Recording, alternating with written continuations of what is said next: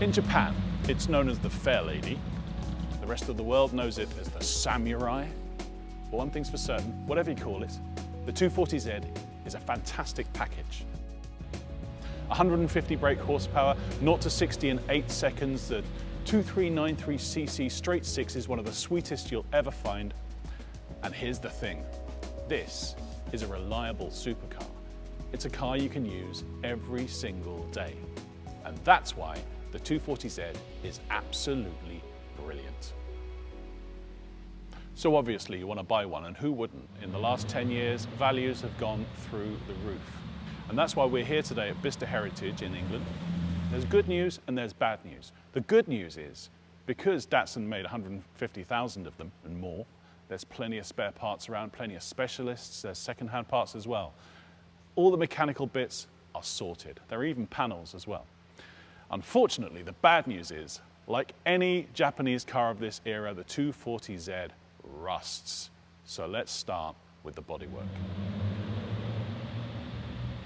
So like any car built in Japan at this time, rust is the big enemy. You need to do some specific checks on the 240Z.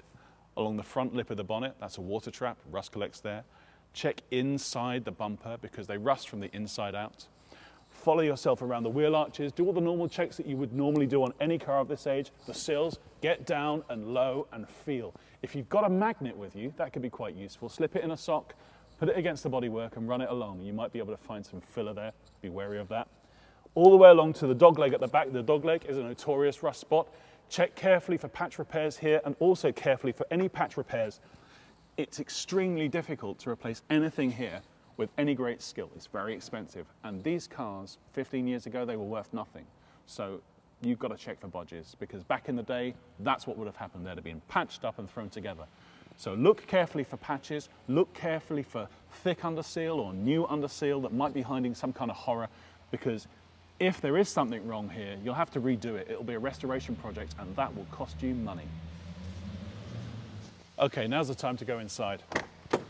If you can, lift the carpets and what's underneath them, because that's where you should find some more rust if it hasn't been looked after properly. If there's anything that leaks in this vehicle, the water will go down, it won't escape. It will just sit there until it starts rusting through. Check out where the floor pans meet the sills, check out where the floor pan meets the bulkhead and also behind the driver's and passenger seats as well. I'm going to go under the bonnet now. Opens in the middle, a bit like a Jag. Now, you might notice this is a bit of a modified engine bay, but we'll come on to that later. Very, very important when you're inside the engine bay to check the inner wings. The strut tops is a really, really notorious rust point. Check them from underneath if you can, but you might need to take the wheels off for that. The biggest killer of 240Zs is where the chassis rails meet the bulkhead. Check very carefully there for rust, obviously, and also for bodged patch repairs. If there is underseal, maybe even dig into it to have a look, but with the seller's permission, obviously.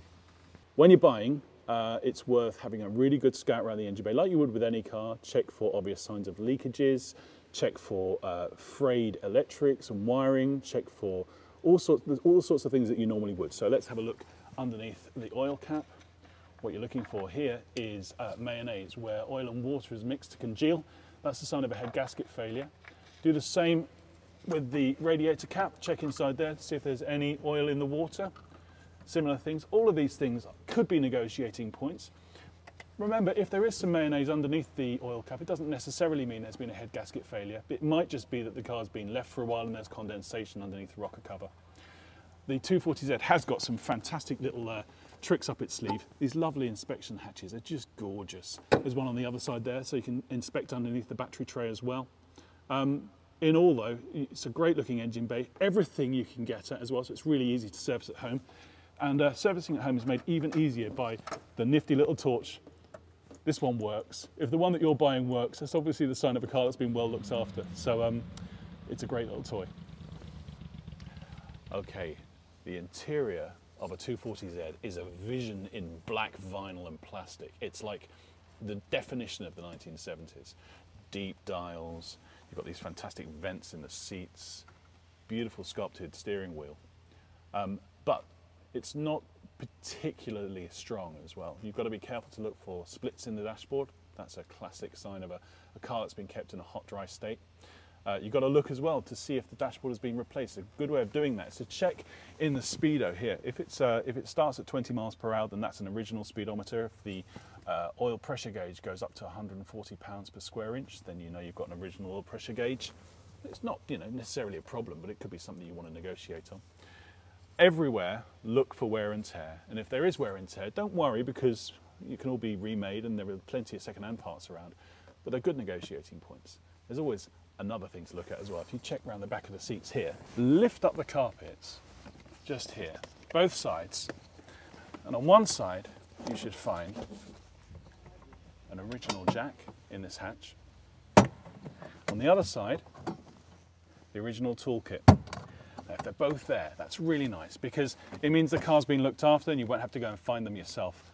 Also, check things like the original luggage straps are there. Again, lovely touch, means it's a well-presented car. Now, let's start the engine. The first thing you notice when you sit in a 240 is how brilliantly spacious it is. You will be fine if you're a 6-footer. You'll also be fine in terms of the amount of space that you have for your luggage, for yourself. Everything falls to hand nicely. It's been well thought out. It's a great car for that. But once you're in, of course, you've got to do the duty, and that is to turn the engine on. Now, before I start this engine, I'm going to tell you, this is a hot engine, okay? It's going to sound really cammy and really loud. A normal 240Z will be a lot quieter than this, but I'm going to do it anyway. That's a fantastic noise. Now, while the engine is spooling up and warming up, you can do a lot of instrument checks. You can go through all the lights, go through the indicators, make sure that everything works, all the dials work, the clock works, the radio works. Do all your checks as the engine begins to warm up. And of course, when you start the engine, check for blue smoke at the back. It might even be worth opening the rear hatch, okay? Every time you blip the throttle, just keep an eye out for the smoke. If there could be a little bit of smoke on startup, it's not a problem. If it continues or if it's any other color, investigate a bit further. Now the thing about the 240Z is that it should feel modern enough to be effortless and classic enough to be really interesting. One of the problems with doing test drives with a car like the 240Z is that they are such competent vehicles in their own right that actually even a bad one drives well. So it's worth taking it for a reasonably lengthy test drive. Remember, it's got a 5-speed box.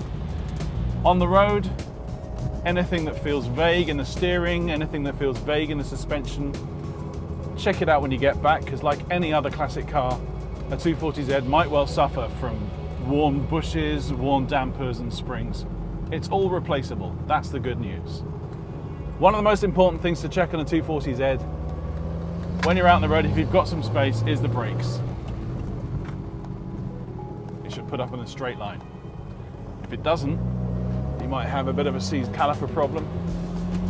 But in general, the biggest problem about taking a 240Z for a test drive, and this is the real crux of the thing, is that actually you won't want to give it back.